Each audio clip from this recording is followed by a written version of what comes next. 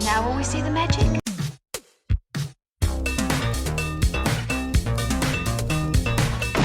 All right, where's Murray? Okay, who is it? This is Jesus, kid. Know then that it is the year 10,191. Yes, we are bored. We're all bored now. Hi, good night. Good night. Hello, and welcome to Mary versus the Movies with your host, Mary Jones. And Dennis Ling. Okay, is there a reason you said it that way? This is how I talk. That's not how you talk. This is my voice. It's not. It's not even... I'm Dennis Ling. All right, so I'm going to assume you're imitating somebody in this movie that we're going to watch. No. This is just how I came today. You know, we don't have to... This is my voice from now on. We don't have to do this show. Why inflict this on people? All right. What are we watching? What are we watching? Yeah. Well, you remember how last time we watched Mazes and Monsters and it was a huge disappointment? Yeah. I was like, man, this is not giving me the Satanism I want. This is just Tom Hanks losing touch with reality, and not in a cool way. So I thought, what is not the opposite of that, but more a fulfillment of that, right? Huh. Now, I don't know if what we're going to watch is a fulfillment of that, but I think I'm on the right path. Okay. We are going to watch... Creepshow. Well, okay, at some point I should watch Creepshow, yes, but no, that's not what we're going to watch. Oh, okay. Sorry. No, we're going to watch Heavy Metal. Yeah. All right, now, I'm kind of aware of what heavy metal is, sort of. I know that it is an animated anthology, right? Yeah. Okay. I don't know who the animators are. I don't know if it's anybody I've heard of, who directed any of the, segments. But I know that heavy metal is, I don't even know if it's still around. Probably not, but I don't think so.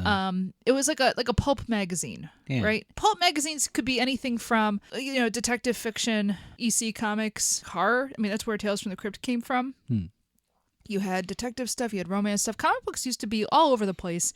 And then, in the 1950s, as part of, the Red Scare and the Lavender Scare and all this stuff, it was all about these comic books are corrupting our kids. And so everything then, now we think about comic books for a long time has been superhero stories, right? But that wasn't always the case. It's always been everything, right? Much in the way that pulp fiction was all kinds of stuff, right? So that it was detective stories, noir, but it was also romance, like cheap romance stories, or it would be a science fiction. You have like your Conan the Barbarian comes out of that type of stuff, right? You can go back to, early science fiction, John Carter of Mars and all that type of, princesses in space and all that type of stuff, right? So my impression is that heavy metal is sort of part of that tradition. After the Red Scare and the clamping down on comic books, you had like the rise of alternative comics, underground comics in the 1960s, and, guys like R. Crumb, right? And it was that sort of reaction against the strictures put on everybody in the 1950s and early 60s, and this was, a way of like working against that, so that you had an introduction of sex, drugs, satire, things like that, right? So my assumption is that heavy metal came along around the same time, but it was working with barbarians and dragons and magic and, all the kind of stuff that, you assume from Dungeons and Dragons, but with some sex thrown in, right? It's called heavy metal because that was the most dangerous music at the time, people thought. I mean, whatever that means. But it was associated, Black Sabbath, right? Led Zeppelin, right? The boundary between like the creation of heavy metal coming out of hard rock and all of that type of stuff. And Iron Maiden, yeah. Well, see, I always associate Iron Maiden with the 80s, right? This is an 80s movie. Well, it's an 80s movie, but doesn't the magazine go back to like the 70s? Yeah. Yeah. Yeah. Now, I don't know. So you can tell me if I'm wrong or right or whatever. The French illustrator Moebius? Yeah. Did he work with... He was a big heavy metal guy? He's involved. Okay. So I know a little bit about him. I'm trying to think, what films have we watched that have been heavily... Tron. Yes. Tron, but I feel like there's other stuff that he had a big influence on. You know, like know. Blade Runner. Blade Runner is Sid Mead, Oh, okay, yeah, you're who right. also is part of Tron. That's right. Okay, Yeah. I don't know. Is Sid Mead also a part of the heavy metal stuff? I don't think so. Okay. And I don't really understand the French connection. Well, okay, so Gene Movie. Hackman plays Popeye Doyle. Really? And And then Chief Brody's there. Well, and then okay. he's like so disturbed by the whole thing. Well, He why do you moves out to an island. Exactly. But he hates the water. why do you think he moved? Did you see how that movie ends? Yeah, pretty bad. Yeah. So, all right. I mean, so We will be doing more Friedkin at some point. but- there's a bunch of French comic book writers. Yeah. Like it's very, I don't know, really cool stylized stuff. And I'm like, I need to see more of this. Yeah, because it's these big. You bought me something for Christmas once. Oh, I did. I haven't read it yet. I need to. Dennis. We moved, and all my stuff is everywhere. Well, that's true. I don't know where any of our stuff is either. It's scattered in this house. Yeah. Our system. We had a system, and now Yeah. the system is gone. And it's not like our The house. system is down. So Ooh. settle down there, cheat. I just feel like there's all kinds of French culture I've missed out on, and I'm annoyed at myself. Well, it's never too late. You're a Yeah. little late for the Olympics, but that's all right. I haven't seen The Samurai or Last Samurai. Oh, Dennis, there's so much French cinema that you have to watch. I know. Like, how much Truffaut have you seen? Just what you've seen, right? No, I've seen more. Mm-hmm. Have you seen any Godard? Yeah, I have. What? All of it. No. I saw What about Alphaville. Agnes Varda? No. Right. No, that's not true. Actually, you went with me to see Cleo from 5 to 7. Yeah. So I take that back. But anyway, the point being, I don't think this is a French film. I'm not sure who made this movie, but I know at least one person who is a voice in it. Who? John Candy. What? I don't know why I know this, but I know that he does a voice. I think I told you. Maybe that's why I know. I know the scene. Okay. But Well, so I'm excited. John Candy.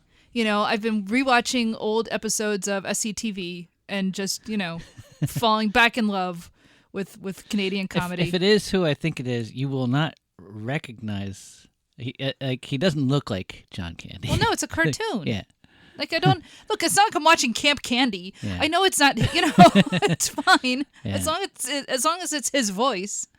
So I saw this when I was like 12, 13, That sounds about right. like middle school. That sounds exactly the age this is geared to. And it was like all the rage for like a bunch of boys in my art class. Sure.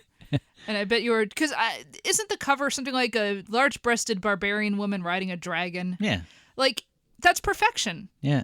You can't improve on that. Do you know what this movie is? This movie is an animated version of all those, like when we go to Silver Ball Museum and we're Yeah. playing those pinball machines, all those backgrounds, Yes. like on the pinball machines. This is just that. Oh my God, that the sounds whole awesome. thing is that. You know what? There's a purity in that. Like There's- like Xenon, Yes. that pinball machine. It's not good as a game, but it's good to look at. Right. It's one of those pinball machines. Yeah. Oh man. So you've seen this film. I haven't really seen this. But I'm like aware of it. And But like I've seen it the same way I saw what's it called? Johnny Dangerously. as a And child. so 12-year-old Dennis is like, this was the best thing ever. So like I have no idea. So here's the thing. I don't trust that kid. That's His true. taste, I don't know. Like I'm not going into this thinking like I'm going to see a great piece of art. This is not going to be Spirited Away. This isn't going to be, Snow White. Triplets of Belleville. Triplets of Belleville I like a lot, Yeah. That's not what this is going to be. This is not going to be what did we just watch? Robot Dreams. That's the one with the dog and the robot. Oh yeah, Yeah. that's great. Great movie. Watch Robot Dreams. Oh my God. If you have a chance, please watch Robot Dreams. It's got the feelies. Loved it. The Phillies, yes, I know. I was so surprised. I was like, oh my God. Yeah. Listener Lizbot also enjoyed that. Oh, did she see it? Yeah, I think so. Oh, that's awesome. Yeah. I forgot about that. Anyway, so like, look, I love animated film. I don't think this is going to be on that kind of level. I'm kind of like, this is going to be He-Man with breasts. Which, to be fair, that is He-Man, actually. Yeah. No, this is, you know what? Then you know what? It's He-Man with blood. He-Man with female breasts. Well, yeah. Which also they have, actually. I mean, if you looked at Tila, Evelyn, I'm kind of excited. There's going to be like a He-Man reboot, and Evelyn is going to be played by Alison Brie, and I'm just like, yeah, all right, bring it. All right. Yeah, I know.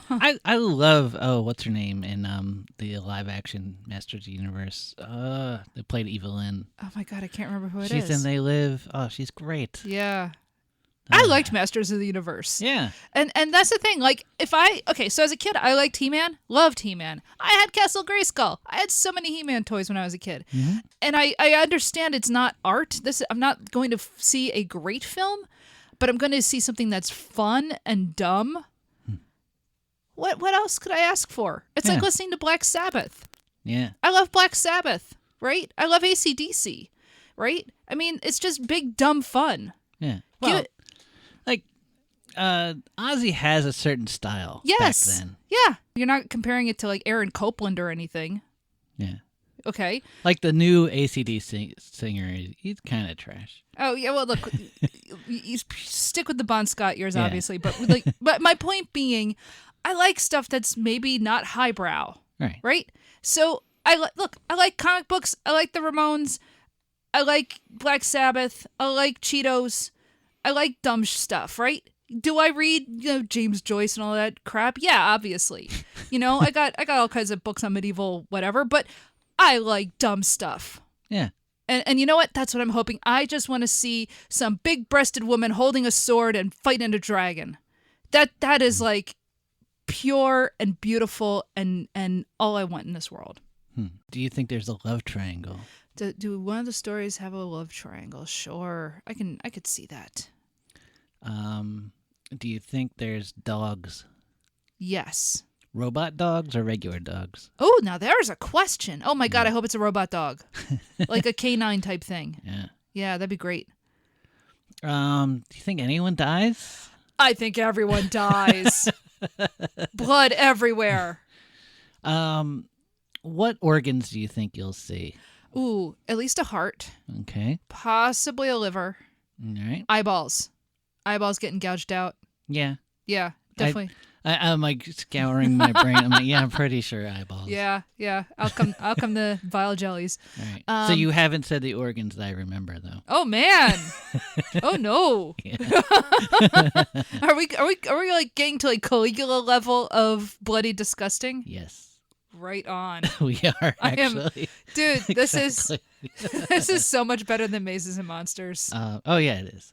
But yeah, because I remember. So there's this kid, a guy, was a kid, Chris Mangler, who like lovingly described this one gory scene. Let me get this straight. A guy named Mangler was Exactly. describing a gory scene. Man, he had this great voice. He should have been like a game show host or something. Okay. He just had a really good, like, lurid voice.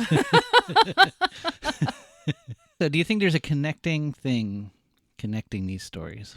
Well, I don't know. I mean, it's an anthology and it's taking from a magazine, so I wonder if it's going to be playing with that format. Is it going to be like paging through a comic book or a magazine or something? Is it going to have, like, when you say a connecting thing, like, maybe nothing formal, but maybe it'll just sort of be like, form, the medium is, gives it the structure. Does that make sense? Yeah. Okay. All right. So, yeah, man, should we go watch heavy metal? Yeah.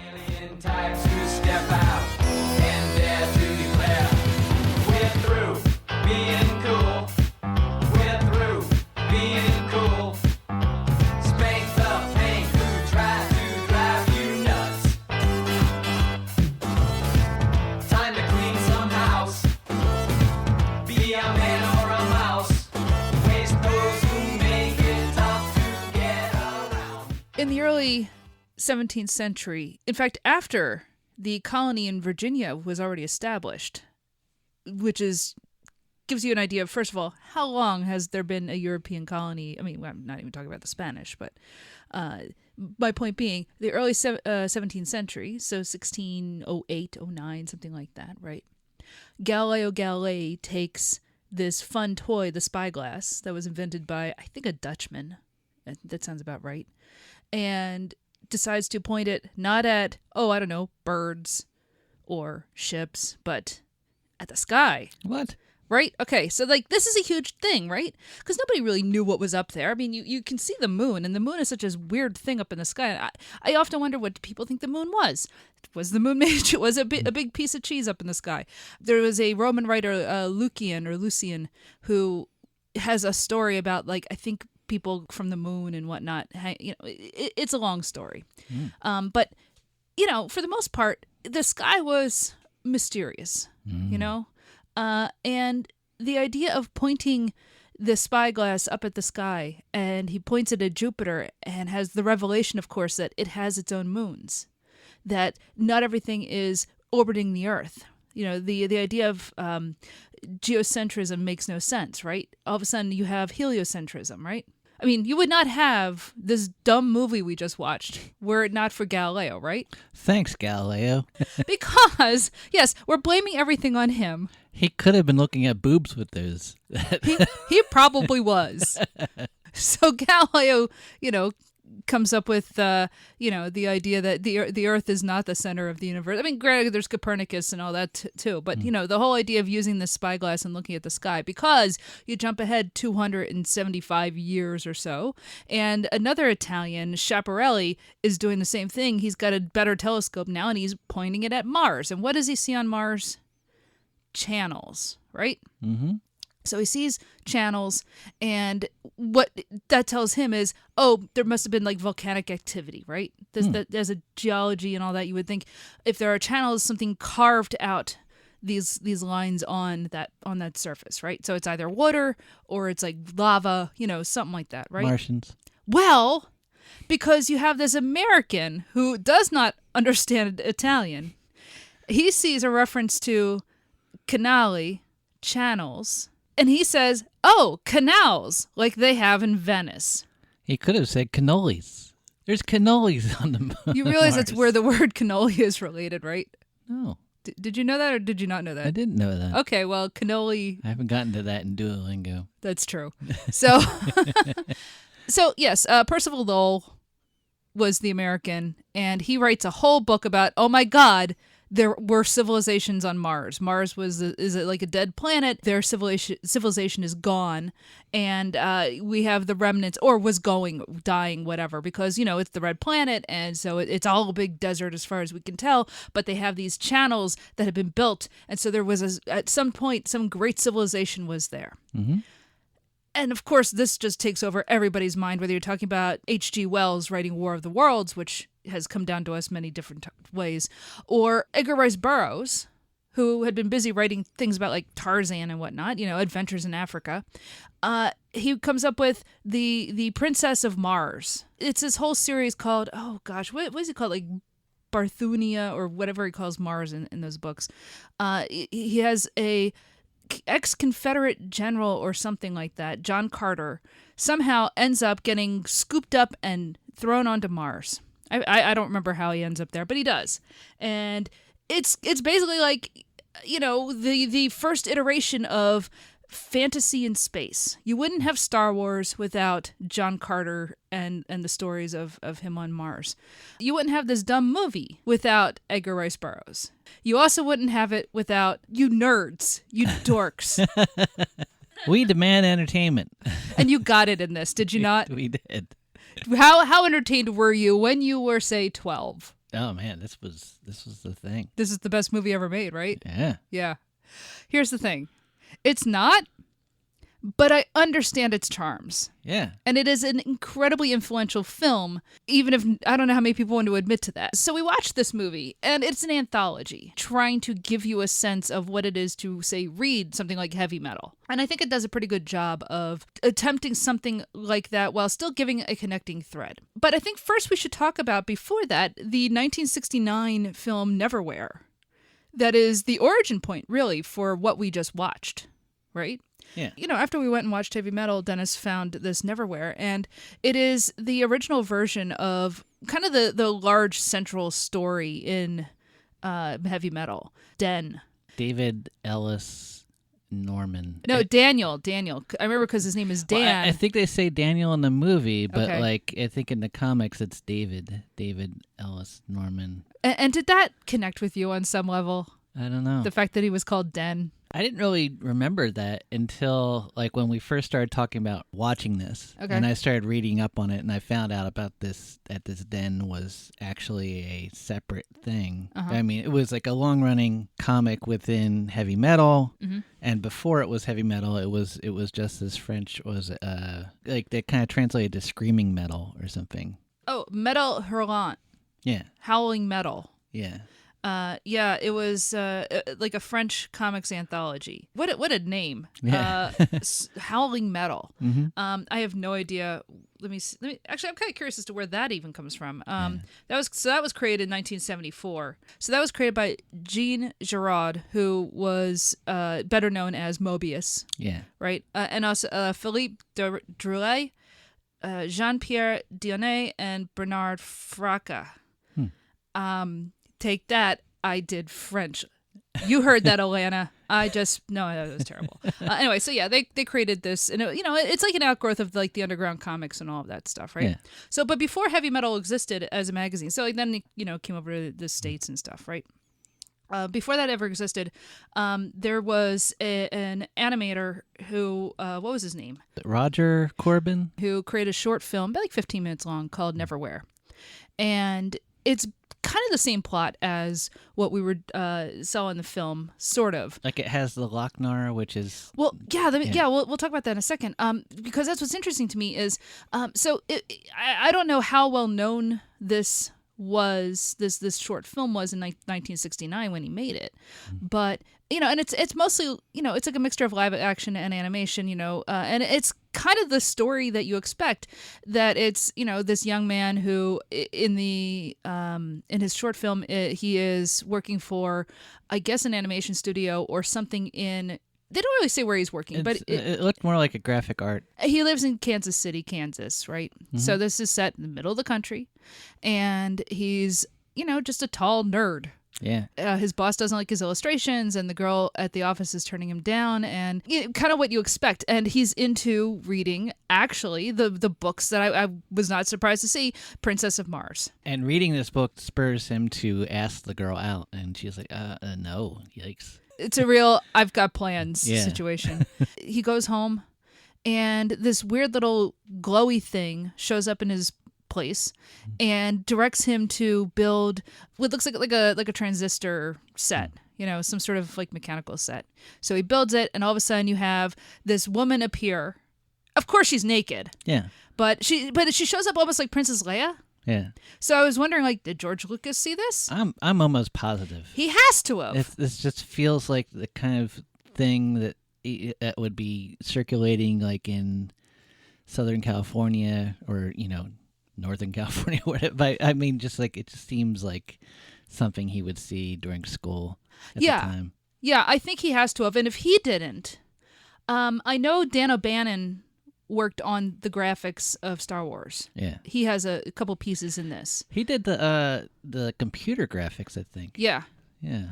But Weird. so he worked on that, and so and what is a hologram but a computer? Yeah. So I don't know if he had anything to do with creating the holograms in Star Wars, but it's very much Princess Leia showing up. You're my only hope. Yeah. And it's literally like that's the idea, except that unlike Princess Leia, this chick's got no clothes on. Yeah. So, but she's a drawing, and he gets sucked into space essentially. It's taken to her world wherever it is. Although everything's drawn like schematics. Like an outgrowth of the schematics to make this little thing. Mm-hmm. It was kind of interesting how it was all drawn. Oh, I wish we had looked at a better copy, because we just saw something that was on YouTube, and I'm sure like a cleaned up version would look really cool. But yeah, I mean, this is very much a guy made this all by himself. He drew everything. In fact, I get the feeling he wasn't even drawing on cells. I have a feeling he was drawing on paper and just photographing the paper. Yeah. Which, hey, that works too. And I mean, it means the backgrounds are pretty simple. Feels like the type of drawing that you would do like a flip book for, like in like high school or something. He gets sent off to this other planet wherever he is, and now he's not in his nerdy human body. He is this big buff dude who looks kind of like Yul Brynner, I guess. Yeah. Sort of Yul Brynner and Mr. Clean and the hairless, nude. Yeah. Muscly. Yeah. She says that her magic staff with the Lochnar has been stolen. Now that's important because that ends up being used throughout the whole heavy metal film. But so this is the origin of the Lochnar as an idea, and for her it's like the stone in her staff. Feels like it has kind of a H.P. Lovecraft. You definitely feel like there's like that's also like an influence on some of this. And who was the other person who came up? It was Burroughs, Lovecraft, and the guy who wrote Conan the Barbarian. Carter? Oh no, maybe that was Heidegger. Ooh, no, I'm not sure. Howard, not. See, oh my God, do you know what I did? Yeah, John Carter. No. Oh. Yes, John Carter, but I also was thinking about Howard Carter, the guy who discovered Tutankhamun's tomb. Oh. Because the whole discovery of Egypt also really played into like people's ideas of like science fiction and fantasy and all stuff. So I'm conflating a whole bunch of guys in my head. And you know what? That's fine. Sure. So, look, you guys don't come here for facts. You come here to listen to me like be wrong about stuff, and that's okay. Yeah. The point being, his little cartoon is a nice kind of distillation of all these different influences, and it goes on to influence a bunch of other stuff, and it ends up becoming the centerpiece of this heavy metal movie, right? Yeah. Because the guy then is like super buff, and he fights all these monsters and thinks he's going to be able to essentially be like, I don't know, her space boyfriend. And she's just like, well, thank you for getting my Lochnar back. You can go home now, and sends him back to his own time and place. But he still has the schematics, so he can build himself a new machine. But it's funny, like, the last thing is they did it to me again, because he, like, quit his job earlier. Yeah. So he's kind of gotten screwed twice in a day. Yeah. Without getting screwed, actually. Yeah. Come to think of it. That's the origin, right? This is Neverwhere is where that comes from, and that's 1969. Then the magazine Heavy Metal comes around, and you have, like we said, Moebius and all that stuff. All right. So what happened? It was like in the 70s, people from National Lampoon saw heavy metal, and we were like, hey, let's do this. They had this huge hit with Animal House, and they're like, well, we want to do an animated film. And they liked this heavy metal magazine. The thing is that the idea, like what we know of as heavy metal music, was not really a thing at the time. So they farm it out to different places. They decide to base it in Canada to save money. And they're like, oh, well, we'll hire at the SCTV guys to do the voices because it's going to be funny, right? Because it's a comic book, and the word comic is right there. Yeah. It's not funny. I mean, there is funny things. Yeah. But so like, this thing that you've been into, right? Recently, you've been watching all this. SCTV. I've been rewatching SCTV and on YouTube. Suddenly, like, we're looking at the cast list. It's everyone. It's Joe Flaherty. It's Eugene Levy. Harold Ramis. Yeah. But central is John Candy. John Candy does voices throughout this thing. Yeah. And he's obviously the best part. Yeah. He even gets to be the hero Den. Yeah. Which is great. Or Den's voice in his head. Because he's not the voice of Den. Oh, are you sure about that? Because I think they just did a voice modulation. Yeah, they did. Oh, okay. Yeah. The way I read the credits, I think he was both voices. It's just that one was like voice modulated. Cool. But yeah, he's throughout this. I mean, yeah, granted, like I think I guess Harold Ramis shows up in a couple of things, and Eugene Levy does. Like they all do, but like John Candy is really prominent. Yeah, we have this anthology then. But as you said, like the term heavy metal, like you look at the music in this, and it's not what you consider heavy metal in 1981, except for Sabbath, maybe. But the thing is, like, so before we get to the music, yeah, they had already contacted Elmer Bernstein That's insane. to do the music. So when 1981 comes around, heavy metal is suddenly this thing. Yeah. You know, like Iron Maiden's around, and like, you know, kids are into it. And they're like, "Well, we need to cash in on this." So That's interesting. You keep bringing up Iron Maiden, Yeah. who are not on the soundtrack. No. But to you, are they the quintessential heavy metal band? it just seemed like they were the real thing Okay. to me. I don't Okay. know. Like there's other bands that seem like they were like hard rock that became heavy metal, and then there's other later bands that are just started out as heavy metal. But like for me, it's kind of it not necessarily starts with Iron Maiden, but they were there at the beginning type of thing, and they have the nerdiness of Rush, but they're without the 70s D&D-ness. Well, see, that's the thing, right? Like, where is the dividing line between prog and metal and hard rock? Like, there isn't really one. It's Iron Maiden. Yeah. This is just in my head. Yeah, okay. Like, this is just memory-wise. Like that was the first band I remember thinking. Yeah, you're not pretending that you're Lester Bangs or anything here, no, right? This is Okay. not, this is This is not gospel. Neither was he, but anyway.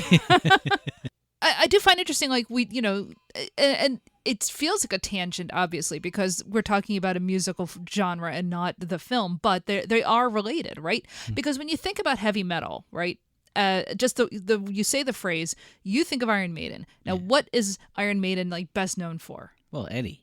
What's Eddie? He's a big animated character. Well, not animated, but he's a cartoon character, kind of. Of what? I don't know, devil-like looking. Yeah, he looks kind of corpsey. Yeah. Yeah. Right? It's like he would easily be in this movie. Exactly. It's sort of like this horror creation, right? Yeah.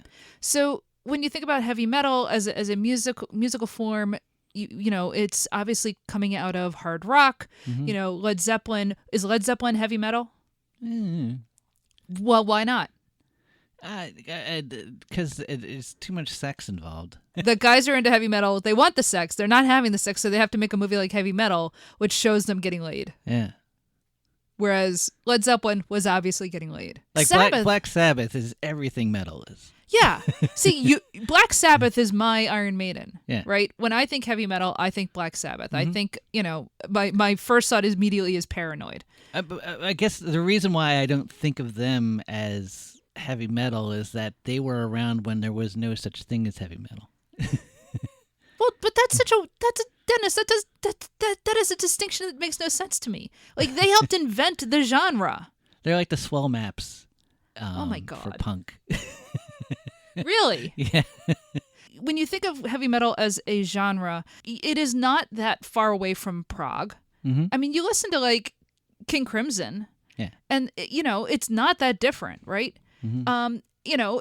But you have, like, these fantasy elements that show up in some metal. Yeah. It all depends on what you're talking about. Like, doom metal and black metal, and, like, there's all kinds of stuff out there, speed metal, like, obviously. But when you go back to, like, the origin point, it is guys who are really into blues and the Lord of the Rings, and I think I'm just describing Led Zeppelin again. But you gotta admit, that's kind of where this all comes out of, right? You know, the fantasy of it, right? And the hard riffs and stuff. Like, it's okay. It sounds like I'm going far afield, but I'm kind of dancing around what this movie is about, right? This movie is incredibly, it's misogynistic. Yeah. Deeply misogynistic, but not in the Andrew Tate sort of way. Does that make sense? This isn't, Jordan Peterson talking about how women are agents of chaos and men are agents of order. Like, that's not really what's happening here. It's just that women, for the most part, exist to be sexually available. Maybe it tells you something about where we are right now as a culture, that it's not that this is benign. It's not benign, but could have been worse. Like, this is nerd wish fulfillment. Thank you. Yeah. Yes. And nerd wish fulfillment is still not good because it's still treating women as objects to be acquired. Yeah, it's definitely not understanding women at all. No. It's just, but man, I want them boobs. Right, exactly. But it could have been much worse because it's not, like, I don't know, it's like David Sim and Cerberus and stuff like that gets weird and like deeply misogynistic. And Cerberus was a comic book and stuff. There are all sorts of ways that it could have been worse. It's still not good, but it's also not at all surprising, right? Yeah. Having said all of that, it's a bit weird because, like, to me, like, you would think the misogyny would be like, all the women are naked in this movie. There are so many breasts in this thing. Mm-hmm. And I realized, like, that is probably misogynistic. On the other hand, like, there's a part of me that's just like, yeah, but when you have a chick with a sword and, she's just wearing kind of like leather straps and she's riding a dinosaur, it looks so cool. Yeah. And I'm like, I want to be that chick. That rocks. So it's like, is it misogynistic? Yes. On the other hand, I want to be the chick with the sword riding a dinosaur. Yeah. And, if it means I got a body like that, bring it. That's cool. So I don't know. Like, I kind of feel two ways about it. Like, yes, it is horribly misogynistic, but that at the same time, like, I enjoyed a lot of things about this. We're already going long. Holy cow. We're going long, and you know what? Yeah. We have not mentioned the beginning. Oh, God. So here's the thing. The way this movie starts, I almost turned it off right away. Now, you would think that's because of the misogyny, right? No. Or, like, maybe I wasn't into hearing Nazareth, right? No. This movie starts, and I was so mad. I was so mad when I realized what I was looking at. You start off in space, right? And a spaceship opens. Okay. A very what is it? Airbrushed. Well, yes. Look, Dennis, this entire movie is the airbrushed side of a van. Yeah. So this film opens, and you're in space, and a spaceship opens, and out comes a car. And there's an astronaut, like an American-looking astronaut, with the bubble helmet and all that stuff. And he's in the car. And he drives the car in orbit and then down onto Earth. And I just looked at this and I went, oh, God! This is where that schmuck got it from? This is Elon Musk. He did heavy metal in space. He did this. He did. That little weasel. Oh, God damn it, I hate that. He was so proud of himself. That little turd. that full diaper of a human being. God, I was so mad. And, like, the thing is, this whole sequence was done by Dan O'Bannon. Yep. Who made Alien. And Dark Star. Right, well, I'll get to that for a second. But what is the central idea in Alien? It's that the Weyland-Yutani company sends these poor truckers up into space and says, bring me back a weapon, right? And I don't care how many you idiots get sacrificed as long as we get ourselves a weapon, right? Okay.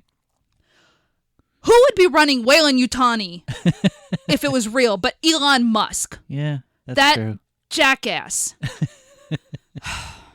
So I'm watching this. I'm just like, oh, you idiot. You goddamn.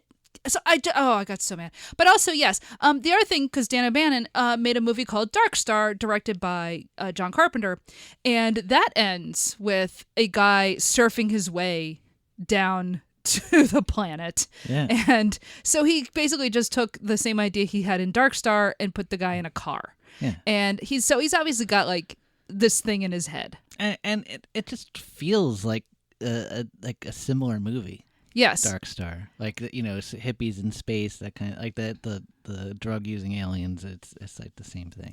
Yeah, no, I mean you can definitely feel how this is not terribly dissimilar from something like Dark Star. There's a couple of things that I'm like, oh, that kind of looks like. You could easily see Dark Star being animated. Yes, like absolutely.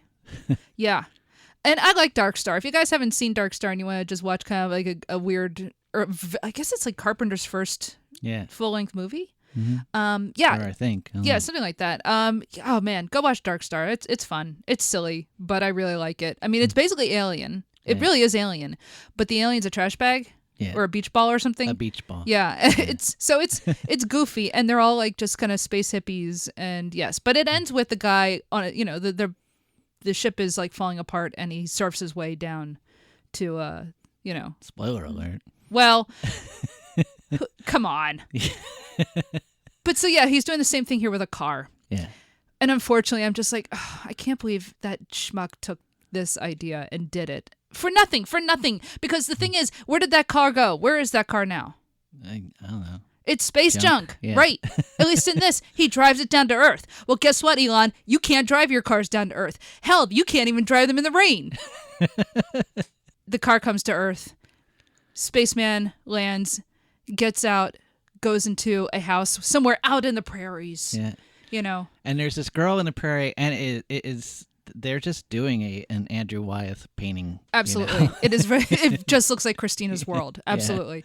I assume it's her dad. Yeah. He comes in and he's got like a present essentially. Yeah. And it's the Lochnar. It's the suitcase from Pulp Fiction. It is the suitcase from Pulp Fiction. That's exactly what it is. Because it's glowing, right? Yeah. So it opens up and it's got this green orb.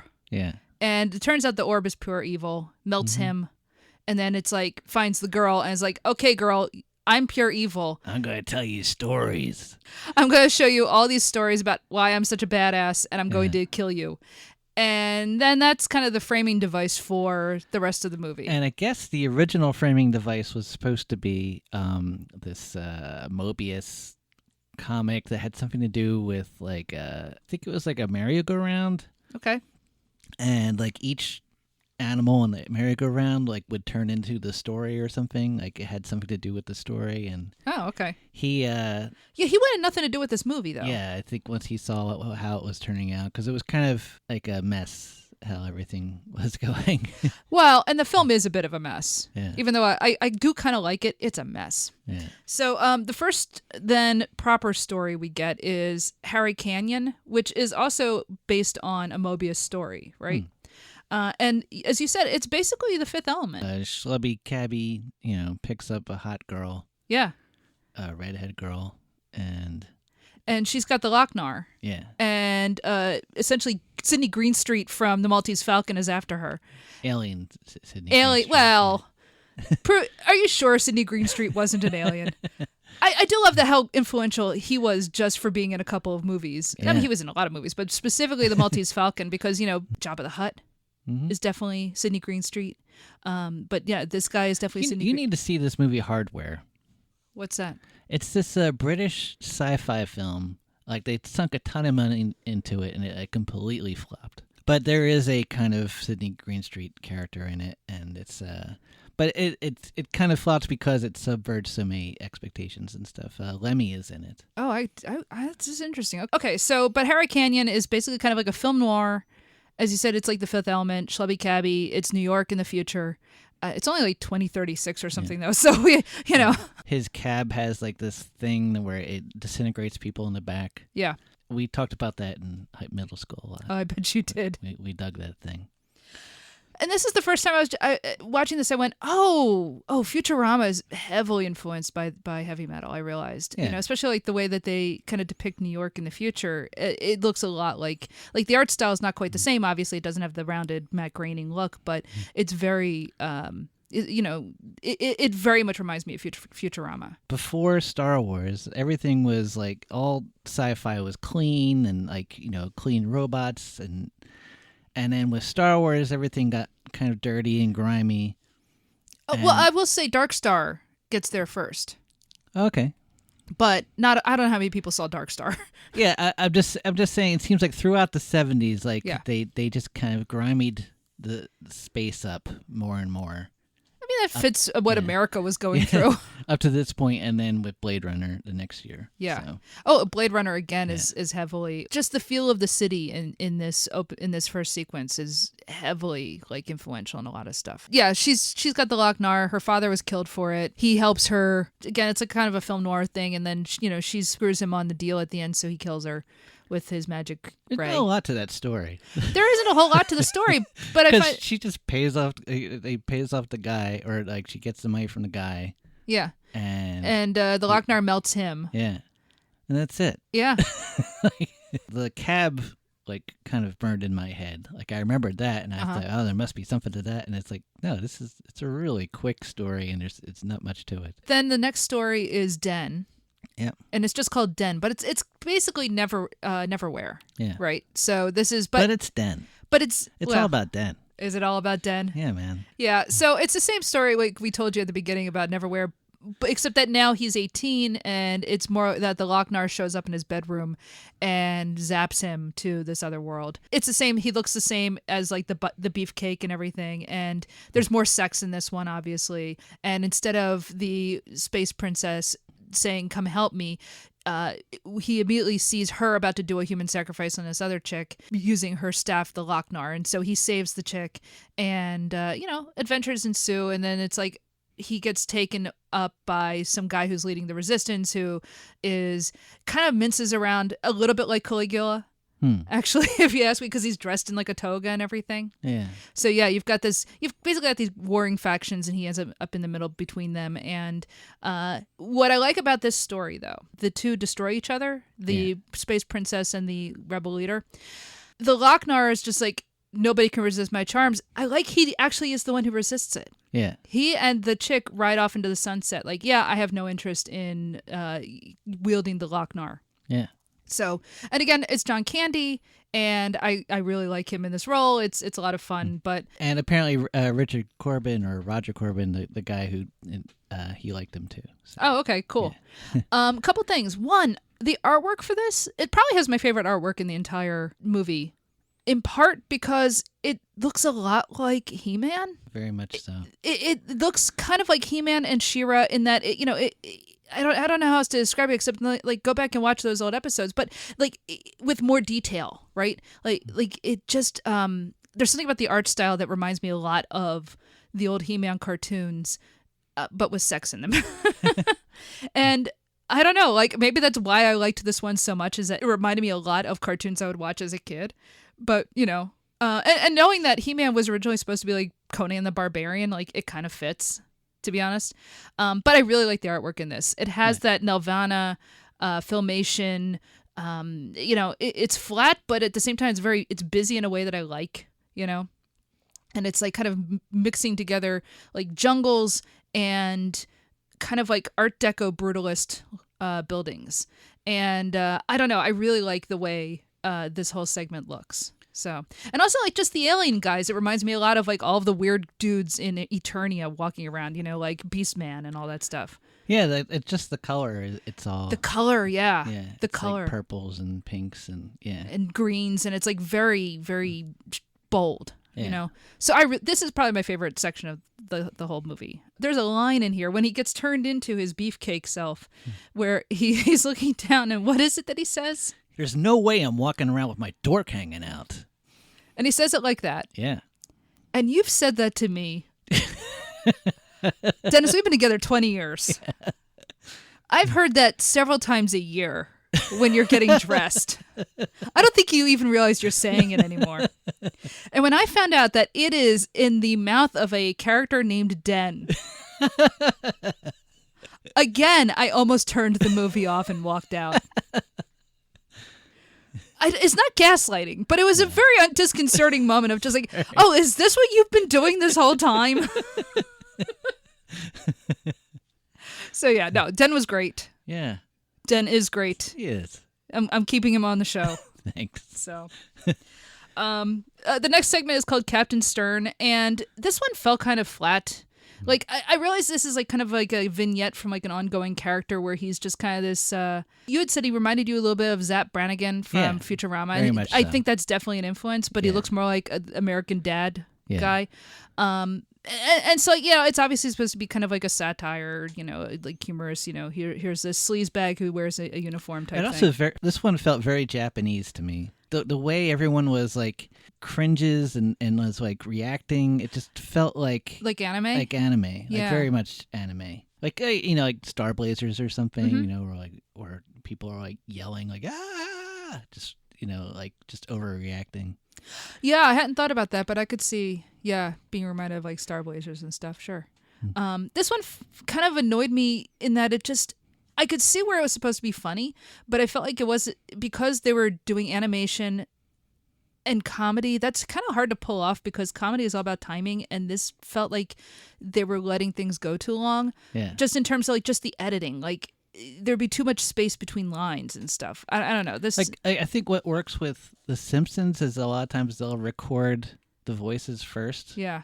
And figure out the timing that way, and then draw And I wonder if it was the other way around with this. Yeah. Because it just felt like, oh, the rhythm's off on this. To be honest, it was a disappointment because this is the one that I'm like, oh, so this Captain Stern is voiced by Eugene Levy. Yeah. Eugene Levy's great. His lawyer is played by Joe Flaherty. Yeah. Joe Flaherty, that's awesome. You know, like, no, it just, I don't know, just didn't work. Yeah. So... and then, like, the Lochnar shows up in this one where he's on trial for a host of crimes. His witness for the defense is affected by the Lochnar and suddenly becomes like a big hulking beast and starts running around. You mean his witness, Hanover Fist? Oh, God. That's fine. Yeah, I'll accept the pun. It looks like he's going to, ruin the trial for Stern. But I guess because Stern is evil, he gets off scot-free, actually. So I think this is actually the Lochnar kind of doing him a solid. The next segment is B-17. This is basically just the Lochnar bragging, like, sometimes I totally win. Yeah.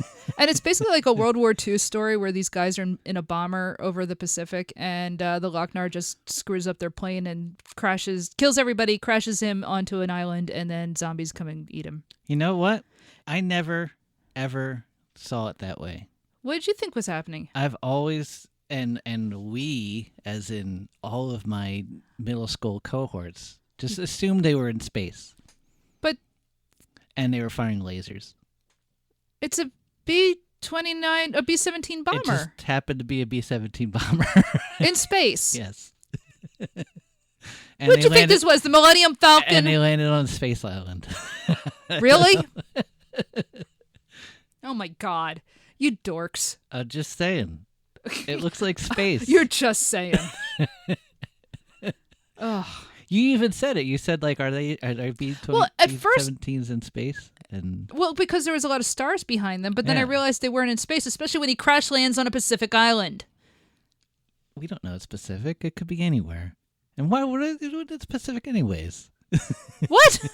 I don't know. Anyway, I think this one was also Dan O'Bannon. Yeah. Wrote this one and designed it. Like it's it's zombies. It's just a zombie thing. It's a zombie thing. It's like Tales from the Crypt or something. This one, like it really sticks with you because there are guts. Yeah. And like I was asking, like, what organs will you see? Intestines. Yeah, there are intestines. There are eyes poked out. Yeah. Yeah, it's pretty great. This is a gruesome one. I like this one. Yeah. This is some real gore. The next one is So Beautiful and So Dangerous, which is this is a very silly one, where like this guy, Dr. Anrak, shows up at the Pentagon, and I guess he's got the Lochnar is controlling him because he's actually a robot or something. And he comes to say, oh, aliens don't exist. Yeah. And don't worry about it. They're at the Pentagon. And so naturally aliens show up. Yeah. And while he attacks this woman. Yeah, basically, all of a sudden, he kind of goes crazy, I guess caused by the Lochnar, and goes to attack this woman, Gloria, who is a reporter. And before he can violate her, I guess, he is knocked out of commission by the aliens swooping him up into their ship, and then he falls apart and you realize, oh, he's like a robot or something. Yeah. And she gets taken up into the ship as well, and then it's just basically her being flown around with a mouse-like robot. He looks kind of like a walking mouse character person, again voiced by John Candy. Yeah. And the two janitor aliens are Harold Ramis and Eugene Levy? I think Eugene Levy. Yeah, it is Eugene Levy. And it's just... And they're Cheech and Chong. They're basically, it's Cheech and Chong. Like, this is some very boomer humor stuff. Yeah. It's sort of like the kind of lame drug jokes that were very popular at the time. And, I mean, look, every generation does it. We all saw Pineapple Express, which I liked, actually. But it's the same thing, but with cocaine instead of weed. And apparently the robot is, much like Commander Data, fully functional. Yes. And so... They off-screen have sex, which, I mean, does it count as sex with a robot? Do you know what I'm saying? Yeah. Yeah. So I'm actually shocked that it was off-screen, considering we've seen on-screen sex like 3 times by now. Yeah. I guess, they thought it would be too weird in this movie? Yeah. And by on-screen, and by on-screen sex, it's basically the woman like moving her breasts in front of the camera. Yeah. It's always just breasts. It really is what a teenager's idea of sex, like a young teenager, like a 12 or 13-year-old who they haven't even seen real porn, but they've seen pictures in a magazine. And this is like their idea of what sex kind of looks like. So, yeah. So for whatever reason, it all happens off screen. And so like that's like the one story there. There's no vaginas. No. Well, look, at least this wasn't like Caligula, you know, the Guccione version. So, yeah, the two space Cheech and Chong, Edsel and Zeke, end up crashing their spaceship and, you know, whatever. The Lochnar is not a huge part of this one, just that, you know, he kind of sets things off. So as dumb as that one is. Yeah. Like I kind of liked it, though. It looks amazing. Like the ships, like the you know, and they go to this one place. I forget, is there a Pizza Hut, I think? And like there's like a... There is a couple things. I like this one again. It just, the artwork for it and like the character, it's fine. And actually, like, I think the voice work was a little better in this one than in the Captain Stern one. Yeah. I mean, again, I think John Candy was just really good at, you know, doing cartoons, to be honest. And I wish he had done more. I don't know. This one was fine, you know, and I like the artwork in it. Yeah, as you were saying, like, I like how the aliens look. I like the look of the ship. It looks kind of like if Kirby was a ship. Yeah. Which is all I would ever want. It's all I could ever want in this world. Please give me Kirby as a spaceship. The ship looks like that dead mouse. Like mask. It does look like that mixed with Kirby. Yeah. Yeah. I think I just really like Kirby. I just, you know, if I was making heavy metal, I would just have a whole section where you had a Kirby-like character eating Wait, things. what's Kirby? What? What are you talking about? Kirby? The video game? I never the little played pink that. marshmallow guy who eats things? I never really got into Oh, man. Look, I'm not a gamer, but my God, you don't know Kirby? I forgot about Kirby. I never played it. Like You're missing out. I had You're like missing out. I had You liked Katamari Damacy. Yeah. Well, you'll like Kirby. Like I kind of missed Sonic and Kirby. Like I missed that whole period. That's so sad. Yeah. I didn't have a What were you doing? Being an adult or something? I was being a college. That's no excuse. When I was in college, everybody played video games. Yeah, we didn't. Yeah, you art school weirdos. Yeah. All right, so the last section is called Tarna, and I do like this one probably the most after Den, because this is basically the chick with the sword. Yeah. So this is also, I think, based on like a Moebius character, but they took it from kind of like a Man with No Name situation, set like riding a dinosaur and turned it into a chick with no words. Yeah. And that's fine. Yeah. So she never speaks. But she carries her sword, and she is a magical defender. She's like Xena without clothes. You know what? I realized it's very like Aeon Flux. Oh, yeah. It's very Aeon Flux meets Xena the Warrior Princess. I'm sure Aeon Flux. And I'm like 90% more gay now. Yeah. So, sorry, honey. Yeah. It was great. Yeah. I really like this one. Yes, the outfit, whatever, but it's a cool story. It's a, you know, kind of a standard fantasy story. You know, instead of it being like, you know, a Western, it's a fantasy. It's kind of the same as Den, but with a woman instead of a man. Like a naked woman instead of a naked man. Right? Yeah. Yeah. But and this one kind of feels like a little bit like a Western and a little bit like, you know, a fantasy story in that she ends up at like their biker bar essentially. Yeah. So that feels a bit more like a Western. Mm-hmm. But otherwise, the stuff where these mutant zombie guys attack the city, and they've all been turned into mutants by the Lochnar. That all feels very, I don't know, like a fantasy thing, because they start like chanting for this Tarna, the last of the Terranians or whatever, to come and save the city, and she's too late, unfortunately, but then spends the rest of the segment hunting these guys down. Yeah. And she rides she's too late because she spends like a half hour preparing. Look, you got to figure out how to wear those straps right. You know, there's not a lot to them, and if you don't tie your boobs down right, they're gonna go everywhere. So yeah, it's like getting dressed with whatever that is, and then again, it's like Aeon Flux. Just flying around on her turkey. Yeah, she basically flies around on what looks like a cross between like a pterodactyl and a chicken. It to me it looks like a cooked turkey. Yes. It's like plucked and everything. It just doesn't have any feathers in it. He just flies around. Because he's definitely too fat to fly. Yeah. And yet, because it's a cartoon, he flies. And I kept thinking about, maybe this is why we went and eat fried chicken tonight. Ooh, shoot, that might be true. Yeah. So, but yeah, her steed is this chicken thing. Yeah. And it almost dies a couple of times. So, you've got that kind of trope going on. And it worked for me. I'm like, please, chicken, don't die. Yeah. They head for a volcano, and the Lochnar says that she's like going to sacrifice herself and it won't work.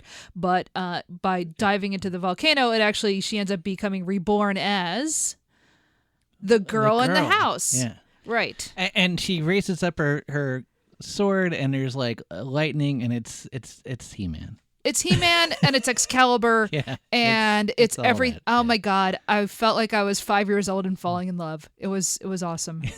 That's a weird metaphor. I don't know where that comes from, but like you know what I mean. Like it's like I see this image and I'm just like, yes, yes, this speaks specifically to me. And this is on the cover, like her on the cover with that sword. And her stuff. riding the chicken is on the cover, and it's cool. I'm sorry, it's really cool. I'm looking at this and I'm just like, yeah, this is cool. I really like this. so I felt like it was a little slow. What, her segment? Yeah. I don't know. It worked for me, but again, it has kind of the same artwork as the Den segment. So again, it looks a lot like He-Man. Yeah. And so I was fine with it because I was just like visually into it. So yeah, I could see where you might want to tighten things up. Like she spends a lot of time flying around, but I don't care. I liked it. Yeah. Just as the Lochnar is about to devour our girl in the Andrew Wyeth house, she suddenly turns into the next Tarna. Well, she flees the house. Well, yeah. And then the chicken lands. Right. She gets on and her hair gets white. And she flies away. Yeah. It rules. Yeah. And that's it. That's yeah. And I guess like when they blow up that house, like they didn't have enough money to like rotoscope it, so it's just kind of video of an explosion. That's true. It is just a video, isn't it? Yeah. Hey, whatever, man. Yeah. There is a lot of music in this. I wouldn't call it metal though. Well, some of it yeah. is absolutely. But okay, so the music. Go ahead. No, like it's There's stuff that definitely counts. Okay, so let's Blue talk. Oyster Cult counts. Yeah, Blue Oyster Cult is definitely metal. Open Arms by Journey, of course. Hold on, man. I hesitate to call that rock, much less heavy metal. All right. So what all music was in this? Donald Fagen was in it. Donald Fagen, Jesus Christ. Stevie Nicks. I didn't even notice the Stevie Nicks song. Let's see. There was a lot of songs in the Harry Canyon one. Yeah, they were just kind of playing low in the background. You didn't necessarily notice it. What else? Cheap Trick was used in the Captain Stern section. Let's see. Don Felder. A lot of Don Felder in this thing for some reason. Yeah. Grand Funk Railroad. Oh. Heavy Metal by Sammy Hagar. Well, yeah. I gotta admit that is definitely in here. Grand Funk Railroad. Yeah. I don't remember them. Yeah. Well, it's in there. Nazareth is in here. Another Cheap Trick. Let's see. Some Black Sabbath. Now, this obviously is the Dio version of Black Sabbath. Yeah, which was great. Which was great. No. Oh, no. That is not. I'm not. Oh. And then the Mob Rules song, like that, like when they're like storming the Citadel or whatever, that was great. That rock, man. That was awesome. That was like what this movie was made for, was that moment. Yes, exactly. The movie should have been all that stuff. Yeah. And then would have been a great Iron Maiden too. And then absolutely swerving. Yeah, actually, Iron Maiden would have been great. Absolute swerving out of nowhere. Devo. Yeah. 2 Devo tracks. Through Being Cool, which is playing at the biker bar essentially. And they're on stage. It's Devo. Yeah. Yeah. I didn't even bring that up, but it's Devo. Yeah. And which is great. Yeah. And then like the end credits is Working in a Coal Mine, the Devo cover. And apparently it was really hard to get these songs because there's a lot of songs too. There's a lot of songs, and partly it's kind of doomed the movie because it didn't come out on like video for a long time because of the rights of all the music. But and the soundtrack, there was like a bunch of stuff that didn't come out, and but I'd had Working in a Coal Mine on a K-Tel record. Okay. So I had one Devo song. That was the one Devo song. That was the one I you had. Yeah. And I remember like there was all this crap on that one side, and so I was always be like lifting up the needle to get to working on a coal mine because I like that. Yeah, because it's great. Yeah. A movie called Heavy Metal, and you're like, as you say, like that one scene of them like, storming, and that's like what you envision, right? Yeah. And it's Black Sabbath, and like that's what this movie is supposed to be. And the fact that they have Devo as sort of the button on the whole thing, it's kind of like they're saying to the audience, yeah, but you guys are nerds, right? You know you're nerds. And that's okay, guys, but you're nerds. You're not cool. Hey. They literally play through being cool because the movie's just about over. Guess what? I was cool. Is this a good movie? I don't know. It probably isn't good, right? Like, as you say, maybe there are parts that are slow, and it is, again, deeply misogynistic. Yeah. Not everything works. Not every segment is funny. But I like a lot of it. This definitely tickled my inner dirtbag.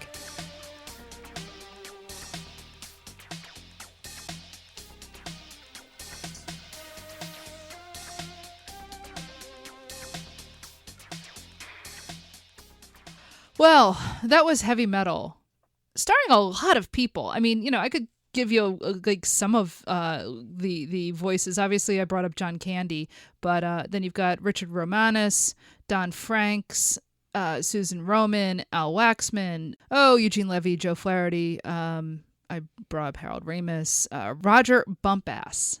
I don't know how you say that actually, but it's spelled bump ass. I know. Yeah, it feels right. Who else? Alice Playten. Cool. Yeah, there's a lot of people in this. Vlasta Varna. A lot of names. A lot of Canadian actors. Directed by, at least 10 people. Gerald, Potterton, John Bruno, John Haas, Julian Harris, Jimmy T. Murakami, Barry Nelson, Paul Sabella, Jack Stokes, Pino Van Lamsweeder, and Harold Whitaker. And then written by, again, a whole bunch of people. Daniel Goldberg, Len Blum, Dan O'Bannon, Richard Corben, Bernie Wrightson, Angus McKie, and Jean Moebius Giraud. I kept saying Rodger Corben, sorry. I know. You were thinking of Richard Corben. Yeah. But Moebius, of course, is uncredited because he wanted nothing to do with this. But he is basically, There's a lot of him in it. There's a lot of him in this. All right. You can follow us on social media. We are on all of your major platforms, whether you're talking Twitter. That's right, Elon, Twitter. Or Threads, Blue Sky, Mastodon, TikTok. That's right. We've got a TikTok where our little buddy Reginald introduces our movies, or sometimes Dennis does cartoons. It's been a while since you've done one. I got to be honest, I think you might have to do some sort of a cartoon for this one. But anyway, Instagram. You name it. We're on all of your major platforms. We are on Apple Podcasts. We can help support the show by rating and reviewing us. It would be nice if you did that because, the more reviews you get, the higher you get seen, I guess, or something like that. And we would really appreciate it if you would. We're on Spotify. We are not on Google because I can't figure it out yet. And I'm working on it. But other than that, you can get our RSS feed from Libsyn and plug it into however you get your podcasts. We have a Patreon where you can help support the show. For $3 a month, you will get access to a whole second podcast called Hollywood Avalon, which is all like Arthurian movies. And that can be anything from Indiana Jones and the Last Crusade to 2006's King Arthur, which was a terrible movie, to the most recent episode we had was called Wawa, which features a bunch of Brits in Africa putting on a production of Camelot. That's our only one with a guest, right? So far, but we will have others. And thank you, Sarah. Thank you very much, Sarah. And the other, and we also did like a two-parter on actually the musical Camelot and the film Camelot. So we do all kinds of Arthurian stuff. The Fisher King, that was great. I think that might be our best episode. So $3 a month, you get access to our other show, and you also help support us because you may have noticed there are no ads. We are not on a network. There is nothing being put into this show but our blood, sweat, tears, and cash. But you can help us out with that because it does cost money to make this show. We had to rent this movie. I mean, yeah, okay, maybe I could have stolen it, but, come on, man. I work from home, and so I'm worried that they'll shut down the internet if I do that.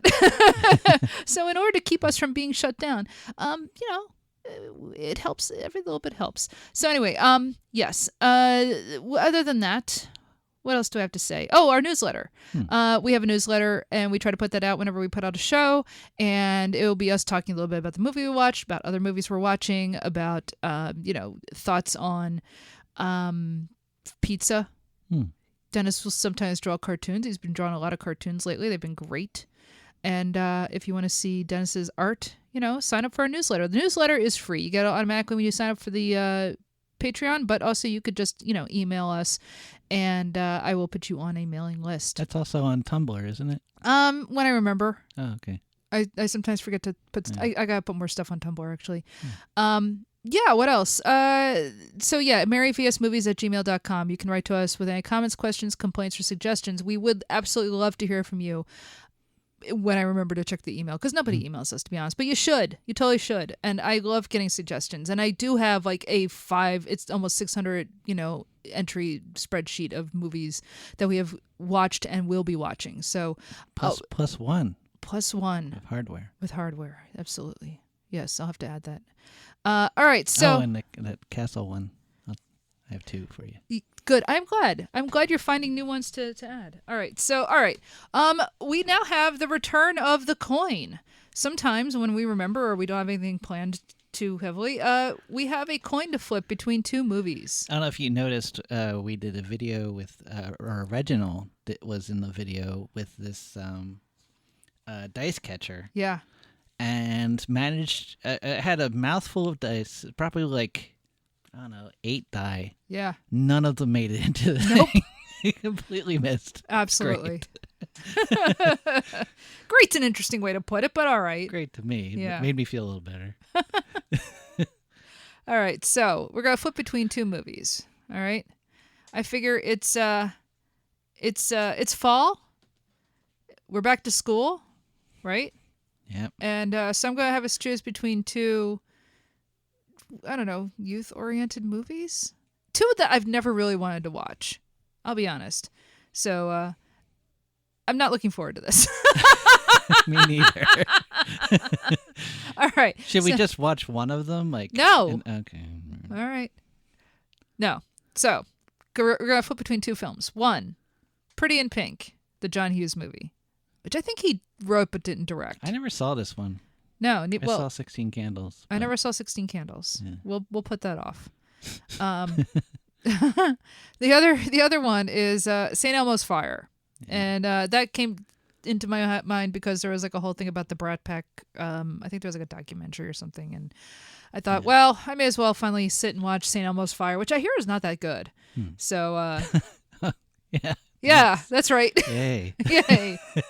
So we're going into this with my dislike for John Hughes and also rumors of the not greatness of St. Elmo's Fire. Yeah. So So just crapping on all of the movies you people used to watch. So what's this Brat song that's out these days? Charlie XCX? Yeah. What do I look like? Spotify? Does it have anything to do with this Brat Pack thing? Kamala's Brat. I don't know. I don't. This. Yeah, I'm going to. All right, so flip a coin. Heads is Pretty in Pink. Tails is St. Elmo's Fire. Oh, I hope it's one of them. Tails. Okay, our next movie will be St. Elmo's Fire. Oh, boy. Look, how bad could it be? Is it going to be worse than Footloose? I don't know. All right, well, until next time. Nosedive!